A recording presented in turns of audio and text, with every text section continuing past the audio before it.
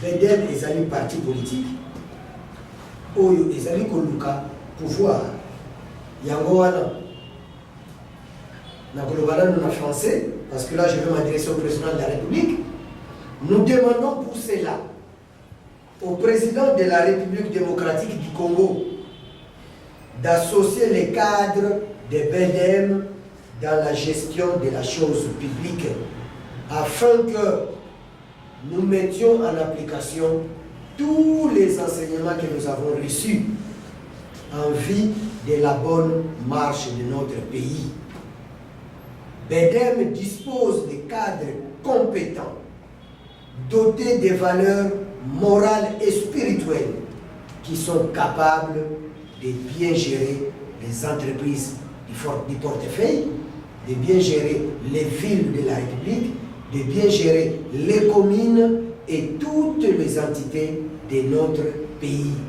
Parce que BEDEM a lobby, un politicien qui n'a pas de valeur morale, qui n'a pas de valeur spirituelle, est un danger pour la population.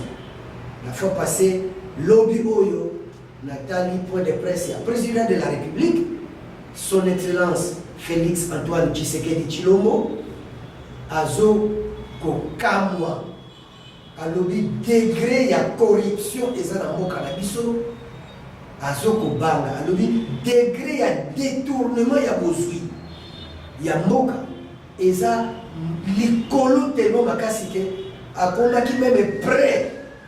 Il y a Kozonga le président Mobutu qui a été au Yiba, Yiba ta moi mon cœur.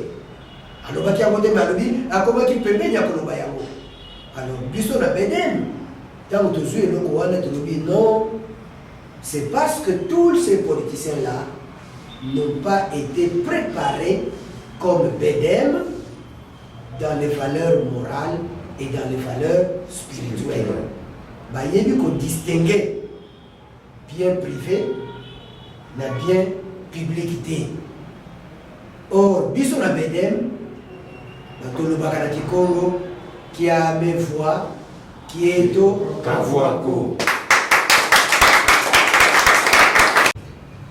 BEDEM, science. BEDEM, Conscience. BEDEM, Volonté politique.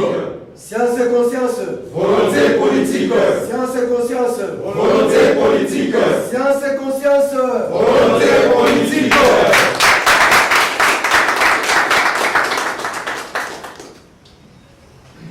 Sepeli makasi ibosoto banda to septombeli bino bolei malamu na isika oyo oyo ezali bundu ya mayala, un parti politique d'avant-garde parmi les aliments africains. Esengeli toloba awa na ba langues africaines d'abord. Ceux qui par moment de kokotisa quelques mots ya français, quelques mots, mais la mingi la langue africaine, on a bayebaki oyo ezali parti, pas un parti qui a copié de l'Occident, mais un parti qui est en train de revaloriser les valeurs africaines. Ndenge tolobaki na matinée politique oyo tosalaki la fois dernière. thème nango ezalaki la terre, mabele, mtoto. Tolobelaki mabele, tolobaki ete mabele esengeli ezali la première richesse d'un peuple. Bozuya liboso ya motuya koleka. Esengeli population abate la mabele na ye pour ete na mabele wana tozali na diamant, tozali na or, na cuivre, na mabele wana tokoki kolona ndunda, tokoki kolona tomate, tokolona madesu, biloko nyonso tokolia ekota na mabele. Ete na mabele wana pe mokolo biso tokokufa bakunda biso pe kaka na mabele. Yango wana mabele ezali très important parce que ezali la première richesse d'un peuple. Peuple oyo azali mabele, azali un peuple mort, un peuple perdu. Yango wana tolobaki na point de presse na enseignement de pesaki la fois passée que Bedem ezali ko appuyer état de siège oyo ezali décrété la chef de la nation parce que tozali kobundilande mabele ya mboka na biso la République démocratique du Congo. Lelo de bomeseni ya parti na biso tokopesa deuxième enseignement. Bino bozali batu oyo bozala parti oyo tozali kotinda pona bokotisa enseignement ya bundu ya mayala bisika nyonso parti na biso ezali implanté. Enseignement ya lelo ezali anti-Congo ngudi tatu zibutanga mbongo. Ba mama misatu oyo bakoki kobota mosolo. Les trois mères génératrices de recettes. Pour la nini tozopesa enseignement. Bundu de Mayala ezali parti politique. Et en tant que parti politique, tous allez conquérir le pouvoir. Lobby to gérer Moka Oyo dans n'importe quelle entité à Mokoyo. Toko Zala, la gestionnaire à Mokoyo. Donc, Sengeli, tous dans la matière. Pour que nous voyons là au sommet de l'État, pour que nous voyons là qui gouverneur, pour que là qui bourgmestre. Donc, Bedem a fait ça enseignement. Lelo, tozali kolobela les trois mères génératrices de recettes. Ma maman misatu ya minene koleka. Misusu ezali nango. Mais ya minene koleka oyo ekoti kobota mosolo. Pour moka oyo ezali mosolo ekoti kotambola malamu te. Tolobelaka toujours le budget du pays. Et quand le budget est pauvre, la population est dans la pauvreté. Maman ya liboso tokolobela ezali bilanga, l'agriculture, mbatu. Mboka na biso et décréta qui à un certain moment l'agriculture priorité des priorités. Mboka na biso la République démocratique du Congo ezali na mabele ebele oyo nzambe apesa biso oyo ezali basimba nanu te depuis que yango ekelama. Nous avons des portions de terre arables qui sont encore non exploitées ou sinon exploitées partiellement. Mabele wana ezokobela les populations ezala nzala yango wana ngai nalobaka mingi les Congolais sont comme des poissons qui meurent de soif dans les fleuves. Les Congolais tous allés le connaître à Mbisi, tous kufa na poso mai, mais tous allés na kati ya ibale. Ndenge nini biso tozala mabele ebele nzambe apesa biso, mais tous kufa nzala. Alors que tokoki kolona et que tu sois vivre malamu. Tokoki ko bosala les sous-sols na se ya mabele. Tokoki ko bosala diamant na biso. Tokoki bosala cuivre, coltan, cobalt. Tokoki bosala zinc, manganèse. nyonso oyo ezali na mabele na se ya mabele tokoki kobosana yango soki le pouvoir est exploité correctement mabele, la terre, les sols, mboka oyo ekoki koinvie eloko moko te na bamboka oyo ezali oyo tobangaka mingi. Donc formation ya BDM lelo ezali ete tango tokogere mboka oyo dans n'importe quelle entité toyeba ke mama ya liboso oyo tokotia na avant-plan ezali mabele, l'agriculture. Soki masango ebimi oyo tosali biso moko nguba madeso fufu ndunda oyo biso moko tosali mboka oyo ekoki kokufa nzala te. Les sols,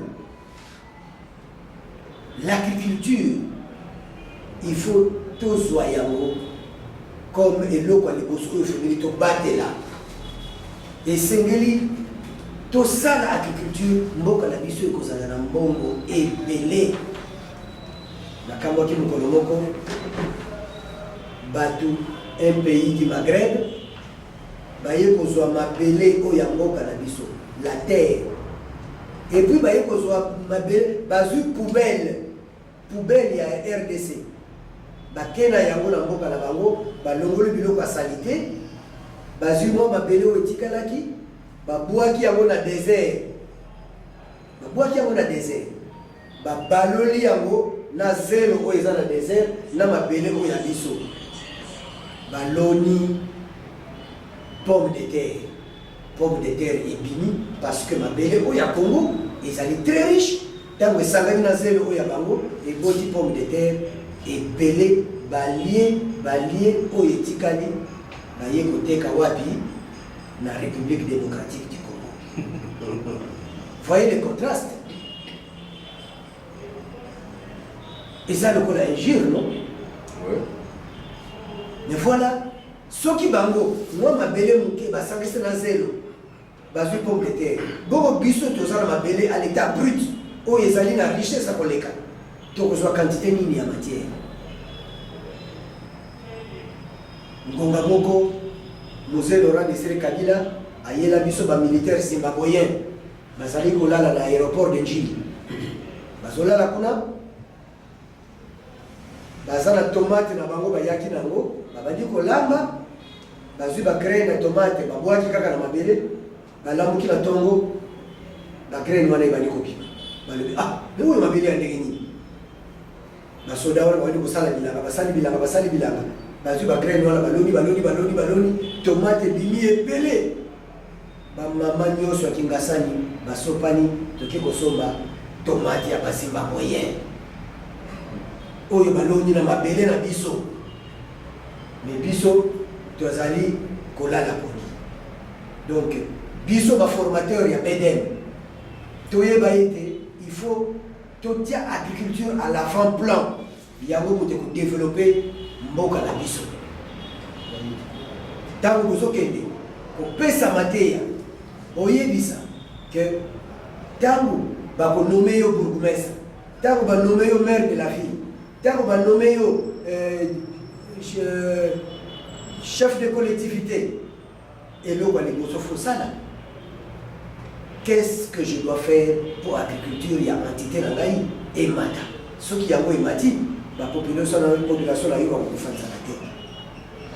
Deuxième aspect, maman yani balé autocolobena, ou yekoti kobota mongo, les entreprises. Et Sengeli, tant où yo ozoko diriger, oyebake l'État a un devoir, il y a pour créer ma compagnie, oyobana mboka bakosalela, les entreprises. Il y a l'État, les entreprises publiques, il y a l'État.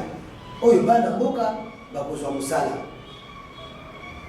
Et Sengeli, l'État a promouvoir les entreprises privées, à appuyer les entreprises privées qui produisent mais production kakate oyo pe ekotraite maye biso biloko oyo biso toproduire. Imaginez-vous nzete moko oyo eza à l'équateur, soki bakati nzete moko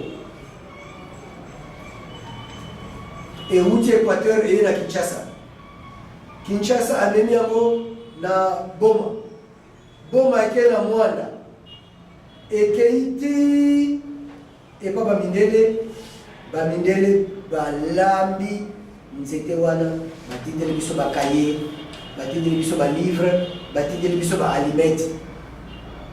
Biso tobandi kosomba baalimete, tobandi kosomba bakaye oyo basali na nzete na biso.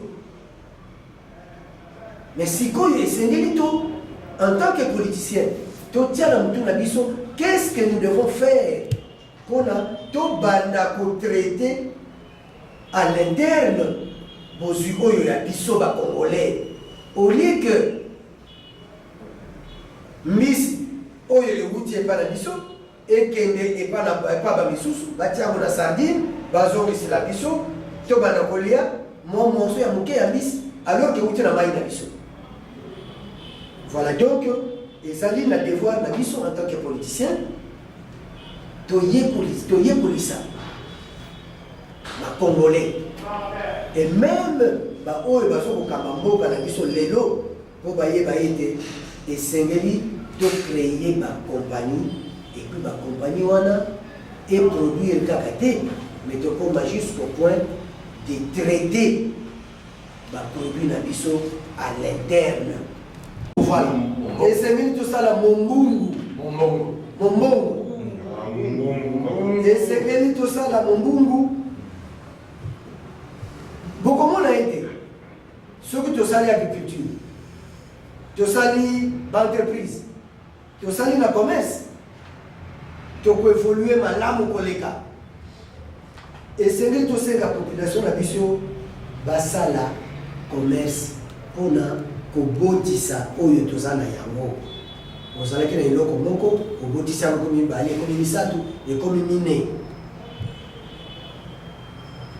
Esengeli toyekolisa population ke ezali malamu kosala epai ya mutu oyo ndimaka présent, mais ezali malamu koleka ozala na eloko na yo ya yo moko. Donc okoki kobotisa oyo yo ozala ngo bede meso kotinda bato basala commerce, fructifier ce que nous avons. Il y a possibilité de le faire. Nous devons cesser d'être uniquement des importateurs. Nini tozosala na mboka na biso eloko basali yango na Dubai, commerçant na biso akesomba na Dubai aye koteka eloko basali na France, commerçant akesomba na France aye koteka abo. Mais biso nini tomemaka na France, tomemaka nini na Dubai? Donc le commerce oyo faut tosala oyo Sédar Senghor alobaki, le rendez-vous du donner et du recevoir. Nous devons recevoir, mais ce qu'il peut topper ça. Qu'est-ce que nous amenons au marché mondial? Tozo yamba ou yabaninga, tozo yamba. Mais dans les commerces, ils ont malamu kakateo que nous sommes pas oya koteka. Malamu ezali ouzui oya bino oke koteka la bango, osombi oya bango oya koteka epa na biso. Les commerces ekobota ekokoma malamu koleka. Nous devons fructifier nos avoirs par les commerces. Balobi encore, en tant que politicien, l'homme politique doit appuyer les activités commerciales. Donc, dans mon cas, tant que yo komi bourgmestre, tant que yo balobi que yo mtoza na entité songolo, ba entité commerciale ou eza na mboka na yo yeba ete yo ozali mutu fosala nyonso pona ba commerçant nyonso ya commune na yo bakoya te. Mais au contraire, ba mata. Maintenant il faut étudier qu'est-ce que je dois faire pour ba commerçant na ngai bakoya te. Donc nous devons appuyer les activités commerciales et non asphyxier les commerçants. Les autres sont commerçants, à son capital moqué, mais à bandi, service lié, service lié, service lié, tu vas continuer la capitale lié, et puis en fin de compte, nous à quoi? Mais Bedem, il faut appeler sa priorité na ba moyen oyo pouvoir foatia pona kumatisa baye bazo kosala mombongo po bakende liboso. Et puis Bedem alobi boye, dans tout le pays du monde, le petit commerce c'est l'affaire des nationaux. Moto akoki kobuta na mboka na yete aya na Congo abana kotekela biso sachet ya sukali, abana koteka mai, abana koteka mikate. Non, tozali contre ba étranger, mais commerce ya étranger ekoki kozala oyo ya muke muke te. Mwana mboka koteka ndenge nini? Soki libanais abandi koteka brosse moko ya 50 francs, ya 500 francs, mwana mboka koteka ndenge nini? Donc, il faut promouvoir les commerces, les petits commerces pour les nationaux. Ndenge yango isalemaka na bamboka misusu. Tolobeli les entreprises, tolobeli les commerces. En définitive, tokoloba eloko oyo. Bedem ezali parti politique. Oyo ezali koluka pouvoir. Yango wana en français, parce que là je vais m'adresser au président de la République. Nous demandons pour cela au président de la République démocratique du Congo d'associer les cadres de Bedem dans la gestion de la chose publique afin que nous mettions en application tous les enseignements que nous avons reçus en vue de la bonne marche de notre pays.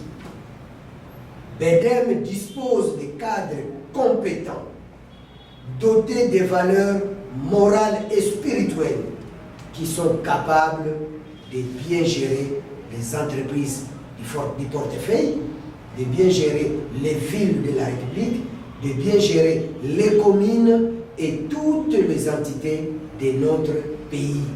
Parce que Bedem a lobby, un politicien qui n'a pas de valeur morale, qui n'a pas de valeur spirituelle, est un danger pour la population.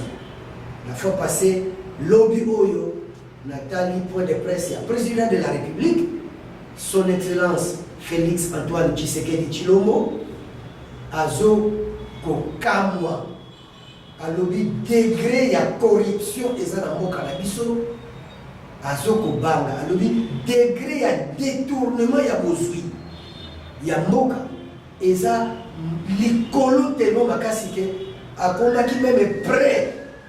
Il y a besoin de la président Mobutu qui a au Yiba, Yiba ta moi mon cœur.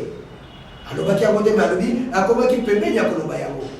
Alors, Bisson a Bedem, tant que tu es le Kouana de Lobi, non, c'est parce que tous ces politiciens-là n'ont pas été préparés comme Bedem dans les valeurs morales et dans les valeurs spirituelles. Il y a qu'on distinguer bien privé, mais bien publicité.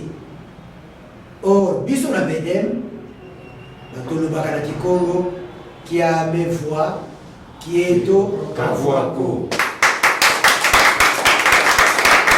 Nyonso eza yangate na koki kozwa yango te pona salela yango ndenge ngai na lingi yango wana Bedem na ba valeur morale oyo tozana yango tango toko gérer mboka oyo dans les entreprises, dans les communes, dans les provinces, dans la structure nyonso ba valeur morale na biso tango toko appliquer yango mboka oyo ekomata pe kokende liboso.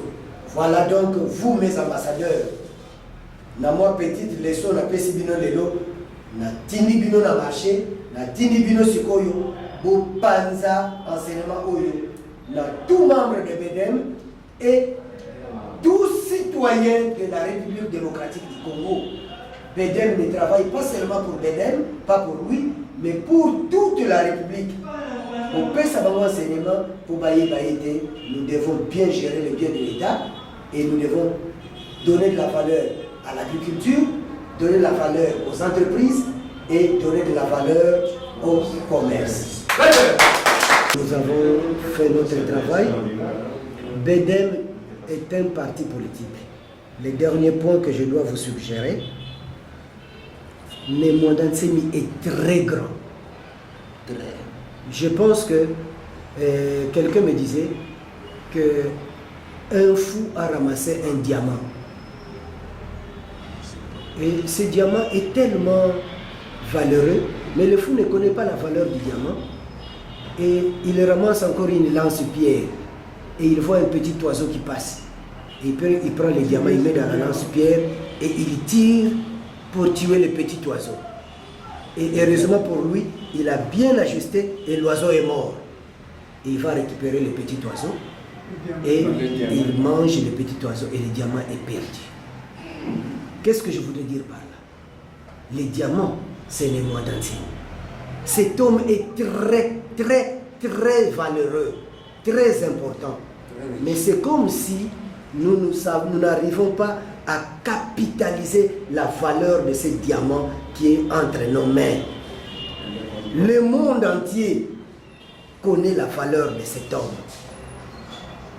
Les gens tremblent au simple fait qu'ils ont entendu le nom de Némoidantsemi. Alors nous qui avons adhéré à son parti politique, nous qui recevons ces enseignements, nous devons véhiculer cet enseignement à travers le monde entier pour que ceux-là qui ne connaissent pas encore la valeur de cet homme puissent comprendre qui il est. Nous sommes très grands. Et vous savez, quand je rencontre Némoidantsemi, il dit que lui est au-dessus. C'est comme un aigle qui est perché au-dessus là. Et nous, ses disciples, au lieu de le suivre pour être plus près de lui, eh bien nous sommes très bas. Et nous avons laissé un vide. Et maintenant, Némoidantsemi se pose des questions. Est-ce qu'il doit continuer à avancer ou il doit nous attendre? Mais lui avance vite. Et nous essayons de monter à pas de tortue. À pas de tortue. Et cet écart ne fait que se creuser. Ça se creuse, ça se creuse, ça se creuse. Et BEDEM finalement, parfois les gens, quand ils le voient dans la rue, ils se demandent est-ce que cet homme-là est de BEDEM? Parce que quand on voit la grandeur du président et ce que nous représentons, des petits hommes, je suis même tenté de dire des sous-hommes, mais je ne vais pas les dire, des petits hommes, donc nous devons avancer. Bundu Diamayala est un parti panafricaniste d'avant-garde. C'est nous qui devons impulser. C'est nous qui devons donner de la matière aux autres partis qui sont là pour faire les Djalelo. Djalelo. On est là, on applaudit et en fin de compte, aucune notion politique. Mais nous, dans Bundu Diamayala, si je peux vous présenter les documents qui viennent récemment de sortir, ça c'est un document de Némoidantsemi où il parle de matières qu'il enseigne pour la formation de ces cadres. Voilà la matière d'aujourd'hui. Voilà les différentes matières enseignées par Némoidantsemi pour former ces cadres. Ici, il parle de la terre. Ici, il parle de l'indépendance. Ici, il parle de l'esclavage, Kinkole. Tout ça, ce sont des matières. Parce que là aussi, on peut se demander. Nous avons fêté le 61e anniversaire de l'indépendance de notre pays. Mais une question peut être posée. Sommes-nous réellement indépendants? Non, sommes-nous n'est pas tout bas. 61 ans Un enfant de 61 ans a déjà des cheveux blancs. Mais qu'est-ce qu'il est devenu cet enfant? Nous sommes en train de nous chercher encore. C'est parce que la classe politique congolaise n'a pas reçu les enseignements convenables. Elle est médiocre. Voilà pourquoi les Mwanantsimi a disponibilisé ces enseignements, non pas seulement à Bundu Diamayala, mais à tous les Congolais, pour qu'ils sachent comment gérer la chose publique. Voilà. Tout ça, ce sont les enseignements des Mwanantsimi.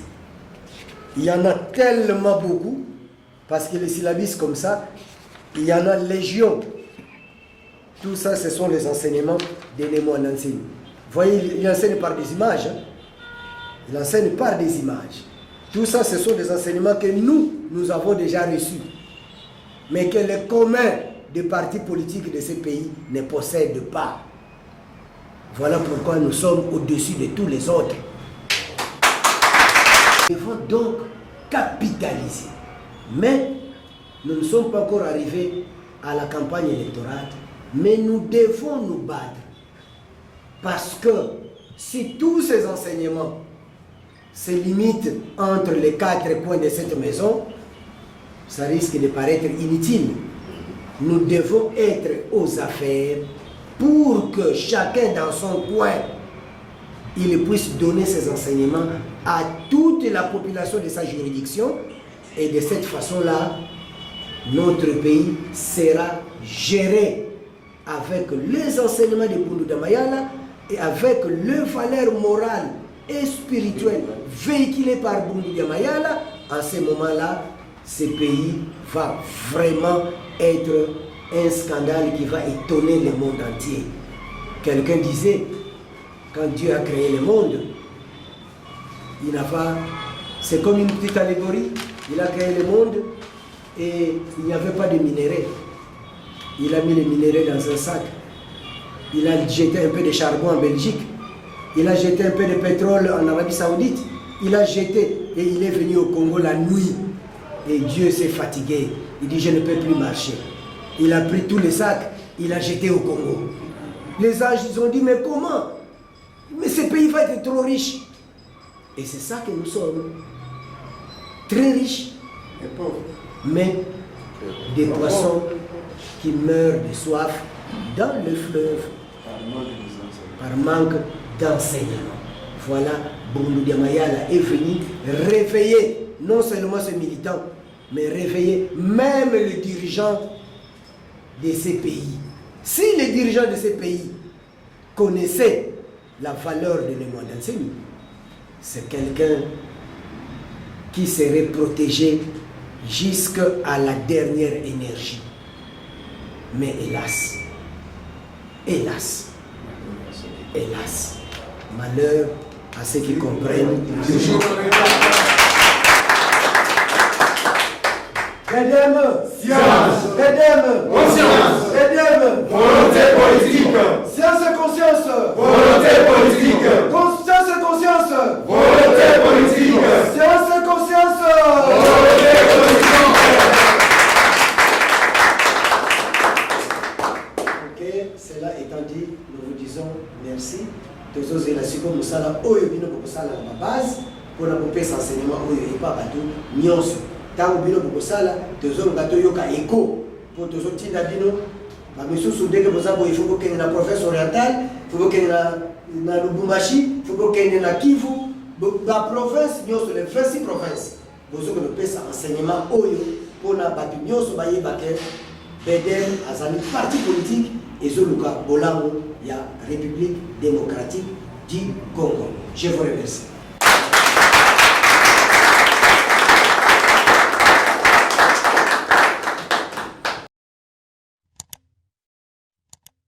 Africa cool, et abena cool, Africa cool, abena cool, le quoi cool matopi, cool. Chaîne Nabiso Africa cool. En tout cas, les chaînes y a bien. Et puis, vous êtes très rapide. Ils sont très rapides. Les chaînes, bakosa bino confiance. En tout cas, nazo senga na bato oyo nanu ba souscrire te bazwa. Donc, eza vraiment neti oyo balobaka ke boka lelo, lamba lelo, lia lelo. Donc, eza kitoko na sepeli na bino, na sengi na bato nyonso bo souscrire ebele bokozala déçu te. Vous voulez le Congo? Pour que le Congo devienne cool, pour suivre les cool analyses, alors revenez et abonnez-vous massivement. Bobozana Moana. Massivement. Africa Cool. Africa Cool, c'est la destination de prédilection pour une communication optimale. Longo Dianabino Mama. Merci beaucoup. Équipe Mobimba et Africa Cool, bah, félicitations. Et au monde de la chaîne, impartial. Et le rôle de Babino, vous méritez le soutien de la population ainsi que des institutions compétentes.